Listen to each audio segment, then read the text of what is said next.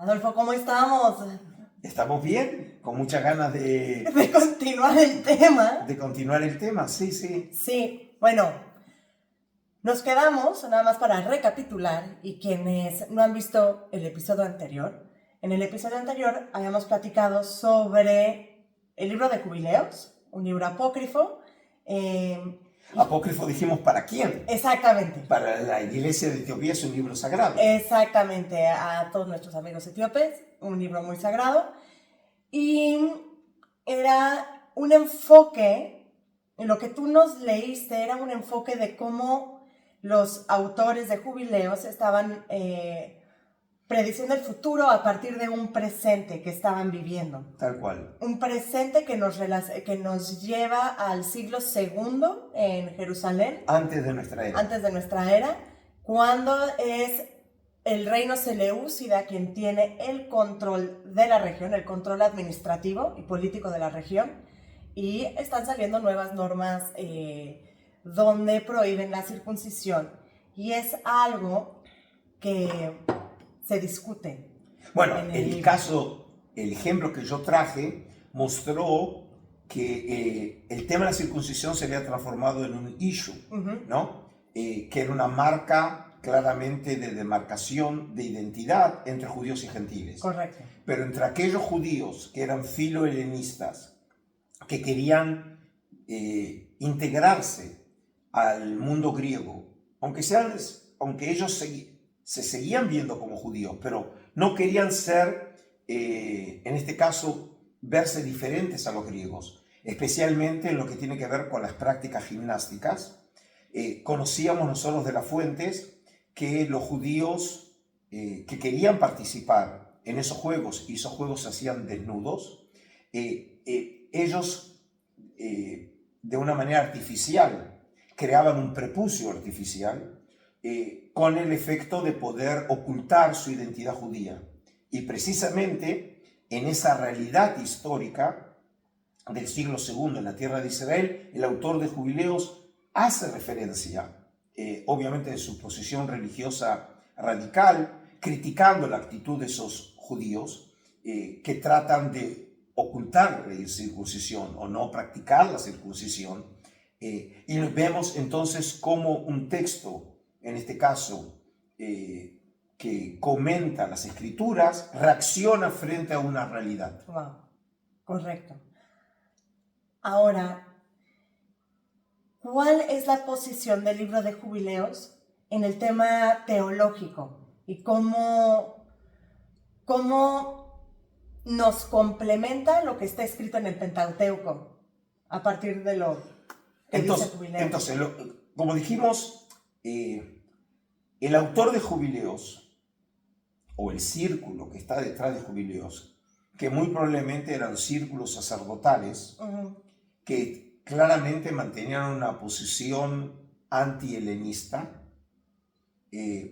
Algunos, por ejemplo, creen que estos autores son los círculos pre-qumranitas, es decir, van a ser los círculos sacerdotales de los cuales en algún momento se va a derivar el grupo que hoy llamamos la Comunidad del Mar Muerto, que está detrás de los rollos del Mar Muerto. Ellos, cuando leen los textos, obviamente encuentran problemas o desafíos del punto de vista religioso que ellos tenían que enfrentar. Uno de esos casos, por ejemplo, es un texto muy problemático en la Biblia hebrea, como es el caso del sacrificio de Isaac. Ok. Te recuerdo muy rápidamente, nosotros tenemos un ciclo de historias sobre Abraham. Cuando Abraham aparece por primera vez en las historias del Pentateuco, en Génesis, al final del capítulo 11, se hace referencia a su padre, a sus hermanos, pero lo único que se dice de Abraham, que estaba casado con Sarai, todavía no se llama Sara, que después Dios le va a cambiar el nombre, y dice que Sarai era estéril. Y si no cuenta otra cosa. En otras palabras, el tema de la descendencia es un tema central en la historia de Abraham. ¿Por qué? porque de eso va a depender, de esa futura descendencia, que nazca el pueblo de Israel. Y Abraham, obviamente, va a ser el padre de Israel. Por lo tanto, el tema de la descendencia de Abraham es un tema clave. Abraham ya está entrado en años, su mujer, obviamente, también es mayor. Es decir, que desde el punto de vista de la naturaleza, ella ya no puede quedar embarazada. Pero Abraham en algún momento va a tener descendencia, pero va a ser de la esclava Agar, la egipcia, y nace Ismael. ¿Sí? Pero eso no es suficiente. La idea es que tenga descendencia de su esposa legal, que es Sara. Y eso sucede cuando en el capítulo 18 de Génesis, Dios envía a 3 ángeles, y precisamente para darle la noticia que Sara iba a quedar embarazada. Que es la historia en donde Sara se ríe, ¿sí? Porque obviamente no puede creer que eso sea cierto, pero obviamente Dios todo lo puede. Y por eso el hijo que van a nacer se llama Yitzhak, que viene de tzhok en Israel, que significa risa. Y finalmente nace. Es decir, ese gran objetivo de tener descendencia por parte de Abraham, de su esposa legal, que es Sara, sucede. Y por eso llegamos al capítulo 22 de Génesis, donde sucede un absurdo, y es Dios le ordena a Abraham que sacrifique a su hijo. Que de todo punto de vista es un absurdo. Es decir, ¿cómo puede ser que después de tanto esfuerzo en que tuviera finalmente descendencia y que Dios llevara a cabo un milagro para que naciera, cómo entender ahora esta orden a Abraham que sacrifique a su hijo? A mí me decían en la escuela que era la prueba de amor que necesitaba Dios por parte de Abraham. Sí, digamos, Dios obviamente se aparece como un Dios muy cruel, pero lo que de alguna manera relativiza toda esta historia es el comienzo de la historia en la versión hebrea, y dice, y Dios probó a Abraham. Es decir, el texto ya nos dice que en realidad es una prueba, es como que haciéndonos un guiño de ojo, el autor nos dice a nosotros, los lectores, no se preocupen, Dios solamente lo está probando. Eso lo sabemos nosotros. Del punto de vista del personaje en la narración, Abraham recibe una orden y ahora tiene que actuar en función de esa orden. Y como sabemos, en la historia, Abraham se muestra como obediente. No pregunta, no cuestiona, cosa que sabemos que Abraham puede hacerlo y lo hace muy bien. Cuando, por ejemplo, Dios le anuncia que va a destruir a la ciudad de Sodoma y Gomorra, él argumenta con Dios. Es decir, cuando fue necesario, él supo pelear y discutir con Dios. En este caso, él no se opone y hace lo que hace, y finalmente llega al monte, prepara el hijo del sacrificio, y cuando está por levantar el cuchillo para degollarlo, es cuando aparece la voz del ángel diciendo que se detenga y que no lo mate. Pero como dijimos, la gran cuestión que generaba un desafío teológico para los pensadores antiguos, ¿por qué Dios tenía que probar a Abraham? ¿Acaso Dios no sabe quién es Abraham? ¿Quién es el que necesita la prueba? ¿Dios necesita la prueba? En teoría, el texto sugiere que Abraham tenía que ser probado por Dios, porque el texto dice, cuando se detiene la mano de Abraham antes de matar a su hijo, dice, y ahora sé, dice el texto, es decir, ahora sé que realmente me eres fiel. Es decir, la pregunta era, ¿acaso antes no lo sabía Dios? ¿Dios necesitaba la prueba? Todo el tema de la prueba es un tema que es inentendible. Muy narcisista. ¿Sí? Es decir, ¿por qué Dios va a ser tan cruel? ¿Sí? Para probar a Abraham, que le había demostrado fidelidad desde el momento mismo cuando se le había revelado en Harán, ordenando que dejara su parentela, que dejara a su tierra y que fuera una tierra desconocida. Y Abraham lo hace. Ahora, esta pregunta que no tiene respuesta en el texto, era una pregunta que preocupó muchísimo a los pensadores antiguos. Sí. ¿Cuál es el mensaje que quiere dar? O sea, más allá del tema teológico, ¿cuál es el mensaje que le quieren dar al pueblo? O sea, no cuestiones ciertos aspectos que te diga Dios. Es decir, en el texto bíblico, la pregunta es una pregunta, como dijimos, muy fuerte, pero no hay respuesta en el texto. Pero los pensadores antiguos no se quedaban solamente con las preguntas, querían buscar respuestas. Y un intento de responder esa pregunta, de la prueba, lo encontramos en el libro de los Jubileos. Okay. Y fíjate la manera en que lo soluciona Jubileos. En el texto de la Biblia hebrea, en el Génesis 22, ¿cómo comienza el texto? El texto dice así, en hebreo: después de estas cosas, Dios tentó a Abraham. Es decir, tentar en el sentido de probar, ¿no? El texto en hebreo es después de estas cosas. Las palabras en hebreo es aharei advarim haele. Dvarim puede ser cosas en hebreo. Pero dvarim también puede ser davar. Davar es palabra. Es decir, después de estas palabras podría leerse el texto. La pregunta es, ¿después de qué palabras? Bueno, el texto hebreo no dice algo. Y podemos entender que el comienzo es de estas palabras, después de estas cosas. Es como acostumbramos a decir once upon a time, ¿sí? Una vez sucedió, ¿sí? Es decir, es una manera de comenzar una historia desde un punto. Pero el autor bíblico no explica después de qué cosas. Pero el autor de Jubileos nos explica a partir de esas palabras que algo sucedió, que después de eso Dios tentó a Abraham. Lo probó.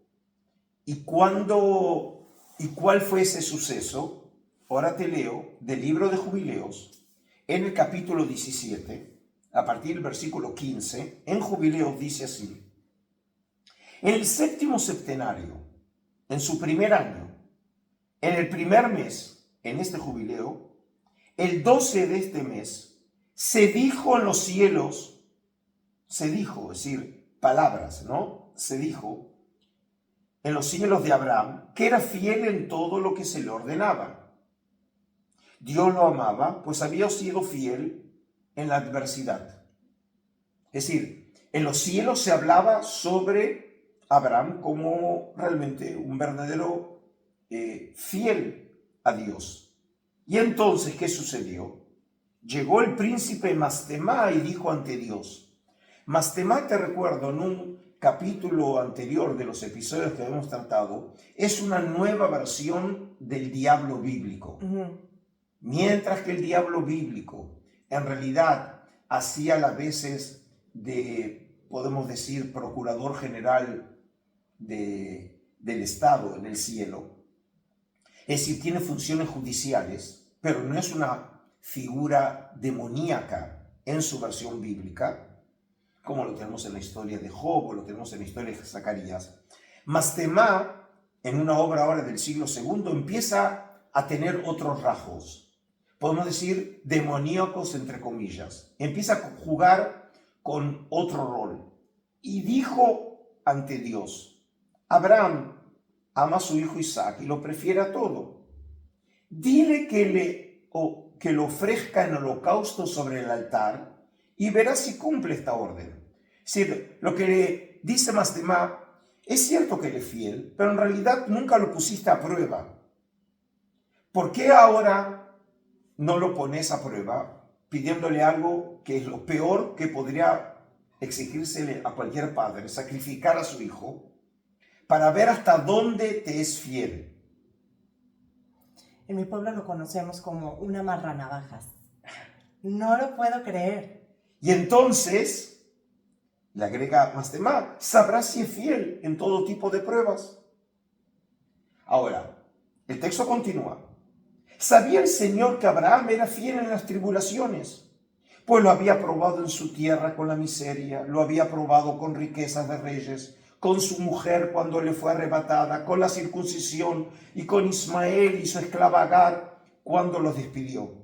En todo cuanto lo probó, lo halló fiel, sin que su espíritu se impacientara ni retrasara el cumplimiento de nada, pues era fiel y amante de Dios. Es decir, en este texto tenemos una tradición que no aparece en los textos bíblicos, y es que mientras que en Pentateuco, en el Génesis, es la primera vez que el texto dice que lo probó o lo tentó Abraham, aquí dice que en realidad ya lo había probado otras veces. Y hace referencia a historias, como cuando, por ejemplo, llegó Abraham a la tierra de Canaán y hubo hambre, y entonces tuvieron que descender a Egipto. O lo probó en el caso de la historia de Agar y de Ismael, ¿sí? Es decir, o el tema de la circuncisión, que le ordenó a él pasar la circuncisión cuando él era ya muy anciano. Y en todos casos, dice el texto, Abraham pudo salir airoso de esas pruebas, como diciendo que Abraham siempre fue fiel. Y entonces, sabiendo Dios que en el pasado le había sido fiel, después de este texto, que es totalmente apócrifo y que no aparece en el texto bíblico, el texto continúa, dijo el Señor a Abraham, Abraham, Abraham. Y él respondió, aquí estoy. Dios le dijo, toma a tu hijo amado, Isaac, vete a la tierra alta y ofrécelo en sacrificio en un monte que te indicaré. Es decir, aquí ya el texto se articula con el texto bíblico. Me llama mucho la atención porque el texto bíblico nos está narrando la historia desde la tierra y acá nos están contando todas las decisiones que se toman en el cielo y el por qué se toman. O sea, es tierra, cielo. Y para la tierra, solo los textos terrenales es para todo el público.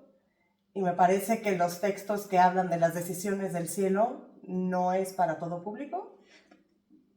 Mira, en cierto sentido tenés razón. Es como que la cámara se mueve de la tierra al cielo. Uh-huh. Esta historia recuerda mucho la historia de Job, Okay. que el texto bíblico lo adopta como si fuera parte de nuestra tradición, pero el texto bíblico conoce que no es un israelita. Ese libro de Job, que es Job el sufriente, empieza el texto hablando y presentando a Job como fiel a Dios. Y luego de presentarlo, que él es muy exitoso y es muy rico y que realmente le muestra fidelidad a Dios, la cámara pasa de la tierra al cielo y en el cielo hay una reunión de gabinete y entre ellos aparece el Satán, así aparece, y Dios dice, ¿qué has hecho? Le dice a Satán, dice, bueno, yo he paseado por la tierra, ¿sí? Y dice, ¿y te has fijado en Job, ¿sí? Mi siervo que me es tan fiel? Y entonces el Satán al oír eso le dice, bueno, es cierto que él es así, pero en realidad es porque todo le va bien en la vida.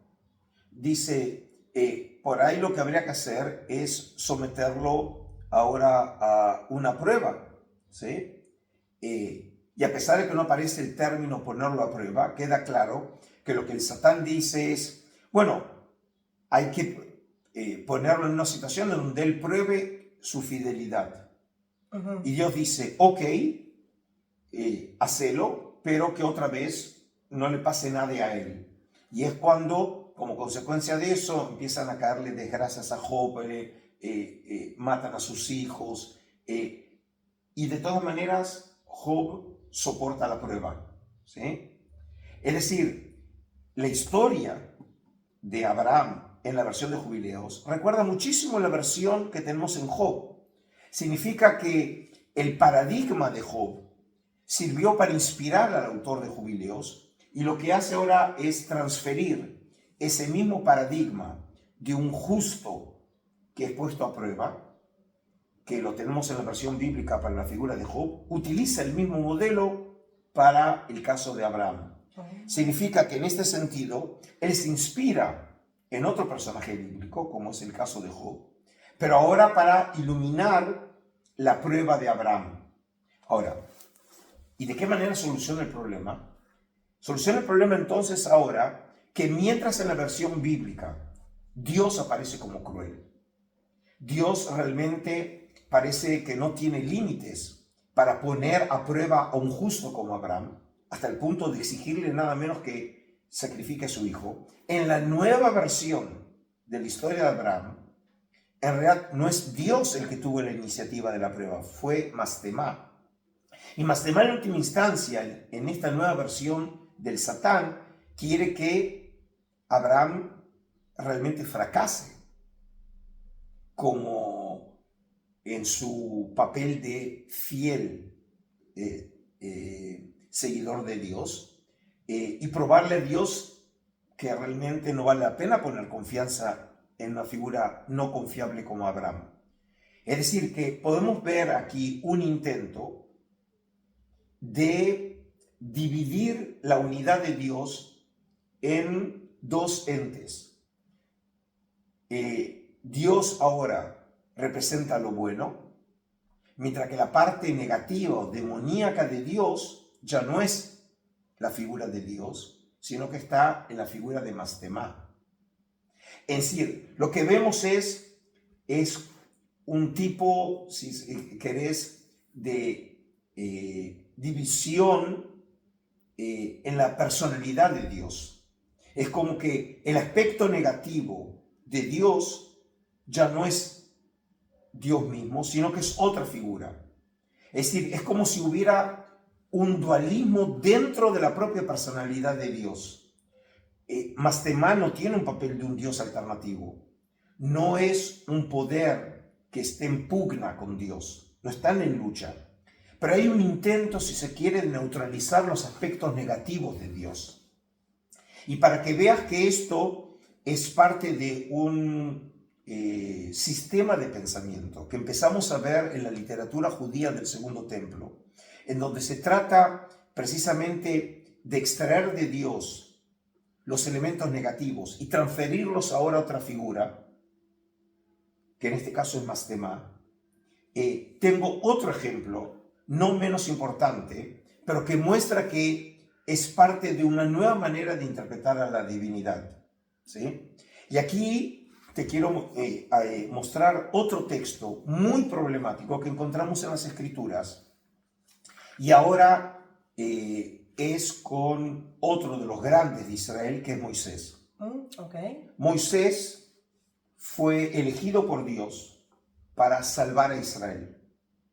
Te recuerdo Moisés, que se había criado como un príncipe egipcio, que escapa de Egipto hacia la tierra de Madián. Ahí es pastor, se casa con Zipora, la hija del sacerdote Yetro, y cuando está pastando en el monte de Dios con su ganado, es la famosa escena de la zarza ardiente, en donde Dios se le revela milagrosamente a Moisés y le impone regresar a Egipto para salvar a Israel. Y a pesar que Moisés le dice que él tiene dificultades para hablar, ¿sí?, y que no se ve capacitado, nada de eso conmueve a Yahvé. Yahvé le impone que vuelva. Y él acepta su destino.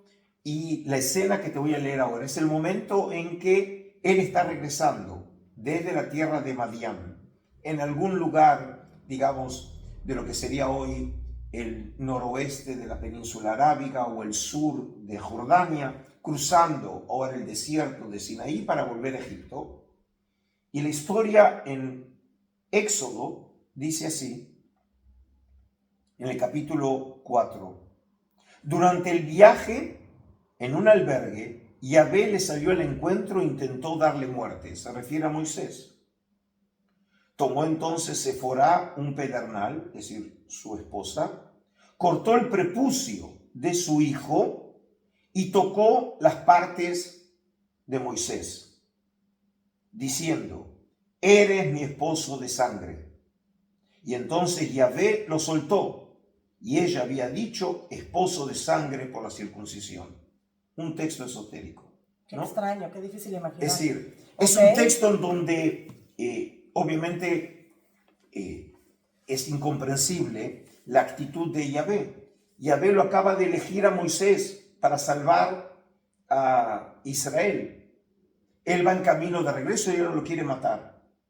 Y vemos que acá hay todo un ritual por el cual Sephora corta el prepucio de su hijo, y el texto nos da a entender que por la sangre de esa circuncisión, que no es parte ahora de la alianza, como sucedió, que habíamos comentado, con Abraham, ¿sí? Que tiene que ver aquí con un ritual que nosotros lo conocemos en los pueblos semitas, de la circuncisión. Esa sangre aleja a Yahvé, ¿sí?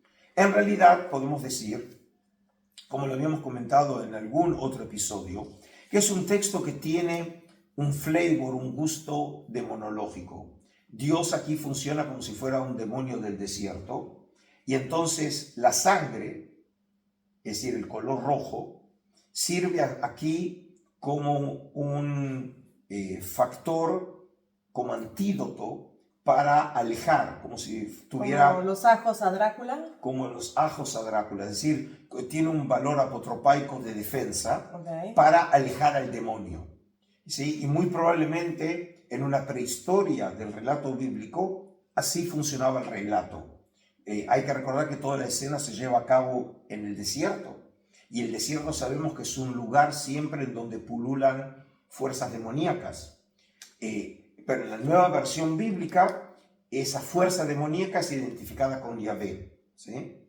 Ahora, te puedes imaginar que un judío que leía este texto hace 2000 años atrás también se hacía la pregunta, pero es un absurdo lo que está sucediendo. ¿Por qué Dios va a querer matar ahora a Moisés? Lo acaba de nombrar para que vaya a salvarlo a Israel.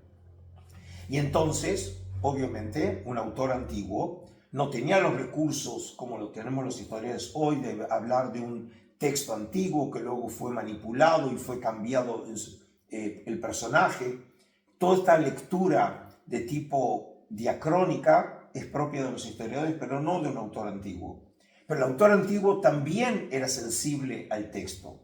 Y fíjate ahora, en la versión de Jubileos, cuando Moisés, te recuerdo, está en el monte Sinaí y el ángel le cuenta historias del pasado y del futuro, como vimos, le cuenta ahora a Moisés la verdadera historia de lo que le acaba a él de pasar.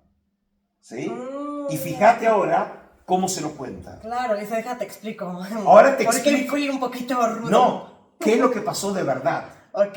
Y dice así, en el capítulo 48 de Jubileos, le cuenta la verdadera versión. Y dice así, en el año sexto del tercer septenario del jubileo 49º, fuiste a morar a la tierra de Madián durante 5 septenarios y 1 año. ¿Sí? Es decir, aquí resume lo que nosotros conocemos en la versión del Pentateuco, en el libro de Éxodo. Volviste a Egipto en el segundo septenario, año segundo del jubileo 50º. Y ahora dice así, tú sabes lo que Dios te habló en el monte Sinaí y lo que quiso hacer contigo el príncipe Mastemá cuando volvías a Egipto, en el camino donde lo encontraste en la posada. Y ahora pregunta, el ángel le cuenta a Moisés en una pregunta retórica, ¿no quiso matarte con toda su fuerza y salvar a los egipcios de tu mano cuando vio que había sido enviado a hacer justicia, a tomar venganza de ellos? Pero te salvé de su mano, y en Egipto hiciste las señales y prodigios contra el faraón, su casa, sus siervos y su pueblo, para los que fuiste enviado. Significa que en la nueva versión de Jubileo, no fue Yahvé el que intentó matar a Moisés. ¿Quién fue? Mastemá. Mastemá, el ángel. Es decir, que el ángel aquí quiere desbaratar los planes de Yahvé. Dios había enviado a Moisés para salvarlo, y él quiere desbaratar los planes de Yahvé y evitar que Moisés llegue a Egipto para liberar al pueblo de Israel. Es decir, que empezamos a ver aquí un intento en donde Mastemá, que como dije genéticamente es un descendiente del Satán bíblico, pero empieza cada vez a tomar más independencia, a asumir características demoníacas, a tratar de oponérsele a Yahvé, pero sin ser su rival.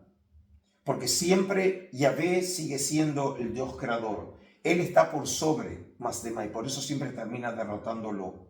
Es decir, pero empezamos a ver una transformación en el paradigma de la figura de Mastema, que como dije, es el que va a derivar en el Satán, que nosotros conocemos, en el diablo, que conocemos ya en las Escrituras, como en el Nuevo Testamento y en otros libros del judaísmo intertestamentario.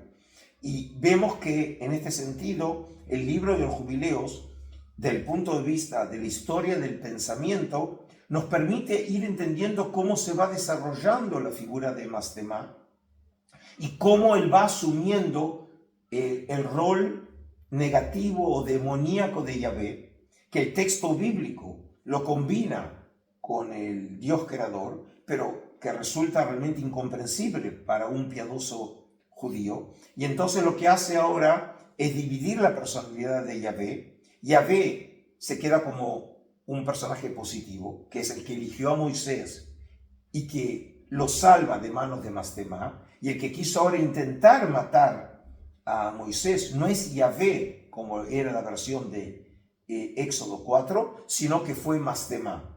Y entonces en este caso trata de alguna manera solucionar un desafío teológico, tratando de presentarlo desde una lógica que sea aceptable para un piadoso judío hace 2000 años atrás. Esto me trae como a mi memoria un poema de Alberto Cortés que dice: qué suerte he tenido de nacer para entender que el honesto y el perverso son dueños por igual del universo, aunque tengan distinto parecer.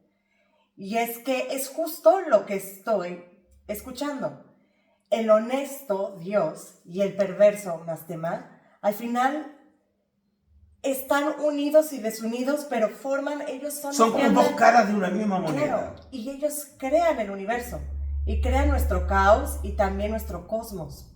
Entonces yo creo que para ir terminando podemos ver que en este caso todo el propósito de estos 2 episodios sobre Jubileos es mostrar que esta obra que nos ha llegado como si fuera gracias a los rollos del Mar Muerto a través del túnel del tiempo y por medio de la tradición, en este caso de las traducciones y la preservación de este material, aunque sea en su versión completa en etíope clásico gracias a la Iglesia de Etiopía, nos permite recuperar sabiduría judía antigua, que nos permite entender cómo los judíos hace 2000 años atrás se enfrentaron a desafíos que el texto les proponía y obviamente con los recursos que ellos tenían, haciendo en este caso uso de la imaginación religiosa.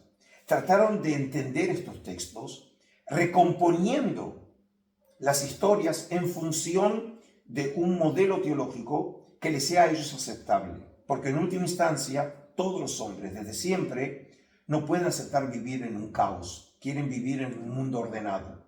Y entonces, un texto que realmente para ellos era incomprensible, tenían que colocarlo ahora dentro de un paradigma que les sea aceptable para ellos. Y de ese punto de vista, entonces, Dios no puede aparecer como un Dios cruel. Dios no puede aparecer como un Dios asesino, como es en la historia de Abraham o como es en la historia de Moisés. Y para eso, entonces, para guardar en última instancia el modelo monoteísta, si Dios no puede ser el ejecutor de esas acciones negativas, alguien tiene que hacerlo. Y entonces empieza a aparecer esta figura del Satán, que por un lado sigue siendo un ángel dentro de la estructura del cielo, pero por el otro lado es un ángel que empieza a asumir características demoníacas y de alguna manera trata de sabotear los planes de Yahvé. Y si te parece, creo que de manera natural el tema que hemos tratado hoy, y ahora específicamente el tema de Mastema, nos llevaría a tratar un tema que hasta ahora no lo hemos tratado, y es, en encuentros anteriores hemos tratado sobre el Satán, hemos hablado de los demonios, ahora hemos hablado de Mastema dentro de la obra de los jubileos, pero nunca hemos tratado en detalle el tema de los ángeles. Y creo que podríamos proponer eso como un próximo serie de episodios en nuestros conversatorios. Sí. Sí, me parece lo más orgánico después de esta plática y de cómo en el mundo de los jubileos en el cielo es todo un gobierno entre Dios y todos los ángeles y los demonios, bueno, Mastema, que todavía no es demonio como tal, que andan tomando decisiones sobre nosotros. Y por lo tanto, digamos, tratar en nuestros conversatorios de empezar a poner orden en el caos. Totalmente. Muy bien, pues vamos al siguiente. Entonces, nos despedimos. Se cuidan. Hasta el próximo episodio, ahora sobre los ángeles en la fe de Israel. Sí. Muchas gracias.